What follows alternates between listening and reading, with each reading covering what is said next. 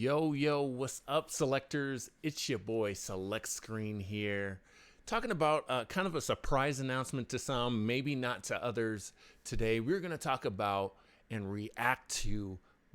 We're going to do this live. I want to do this brand new live with you guys. We're reacting to the Nintendo Switch Lite.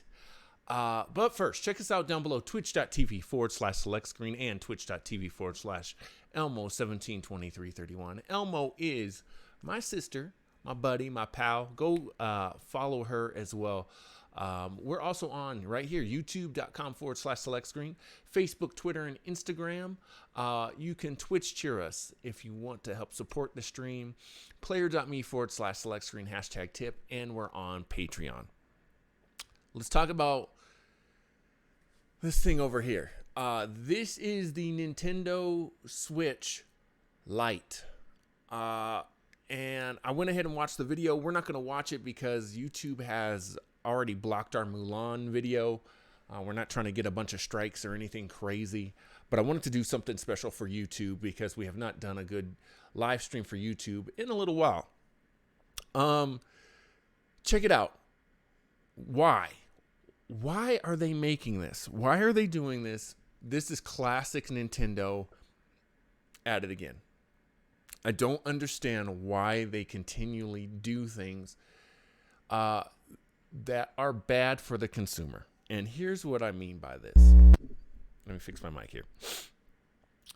I believe it's Brian Altano from IGN, and this is where I'm finding all my information, just so you guys know. Credit to IGN for this. He tweeted out, "Do I need this? No. Do I want this?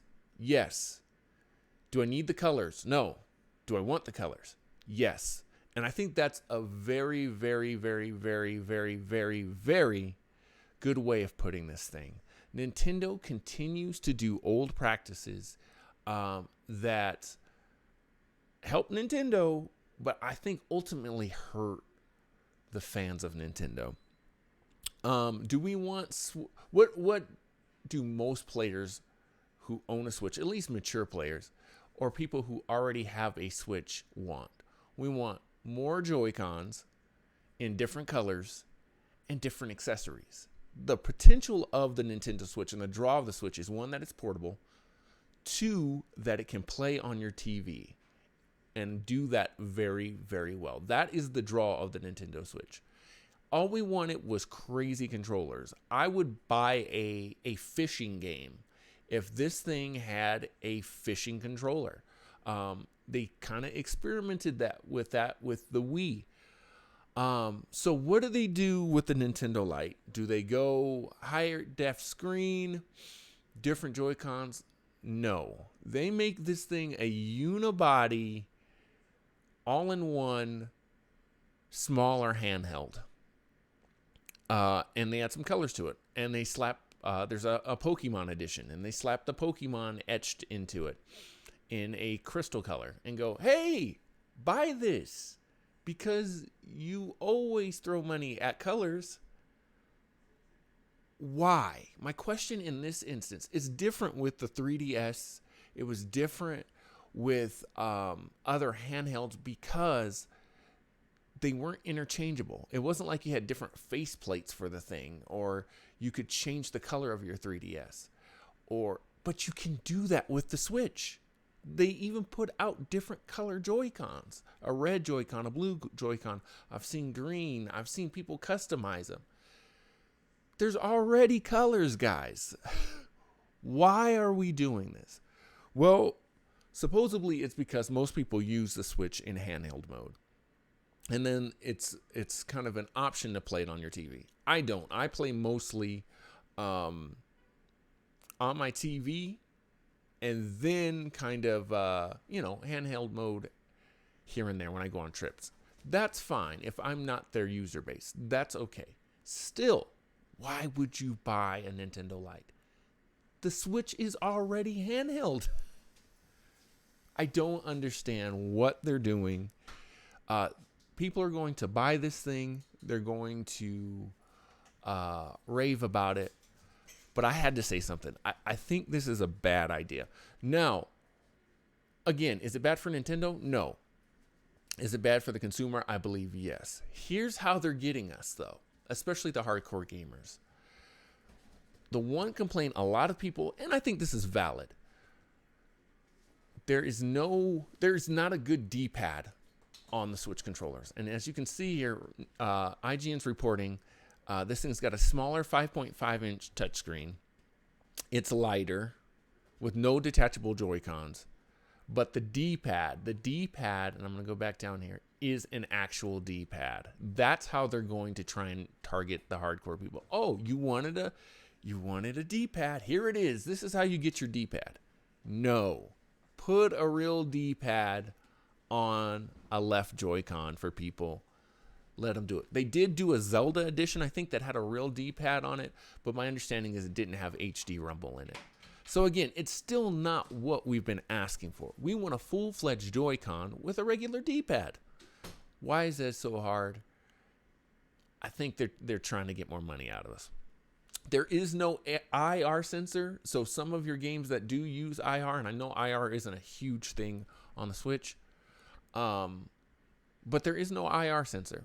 And there's no HD rumble, which again, take it or leave it. Some people are like, I don't even care about rumble. I turn it off, blah, blah, blah, blah, blah. I'm one that I'd rather have the option to turn something off and have it in than not have it at all. And then, of course, not able to play in tabletop mode. There is no, it was kind of a bad kickstand. But there's no kickstand and there's no way to dock this thing. So this is the equivalent to me of the 2DS XL, where it's just a big globbing thing that people complain that, hey, there's no D-pad. Maybe people said it was too heavy. I don't know. I just don't see how this benefits the consumer at all. I think it's a bad idea. And this, again, is Nintendo telling us what we want instead of listening to what we want. What we want are good, improved, I should say, because the original Joy-Con, I think, is great. But I think we want improved Joy-Cons, almost bigger Joy-Cons in a lot of instances. That's what we want. We didn't want a unibody Nintendo Switch. The whole draw, why is this thing even called a Switch? The reason that it switches is it switches from handheld mode to TV mode. This doesn't switch. This plays Switch games, but it's not a Nintendo Switch. So this thing is coming out, I believe, at, is it $199? I think it's $200. Yes, $199.99 here in the US. Please leave me a comment. If you disagree, hey, I totally understand. I'm not a hardcore Nintendo player. I am a casual Nintendo player. But I think this could have been an opportunity for Nintendo to effectively catch up to Sony and Microsoft, even though they're not really going against them. This could have been a way for them to really show why the Switch didn't need it, like a Switch 2. But instead, they kind of dumbed it down. I think that's the best way I can put it. They dumbed down the Switch to try and compete with, I guess, themselves. I don't see how that works. If anyone asked me, hey, would you rather get a Lite or, let's put it this way, and this is my final point. If I'm selling you a car, right? And I said, okay, here's this car. It has, all of these features, and you can take it with you wherever you want to go, right? Or you can have a different car in different colors with half of the features. Does that sound appealing to you?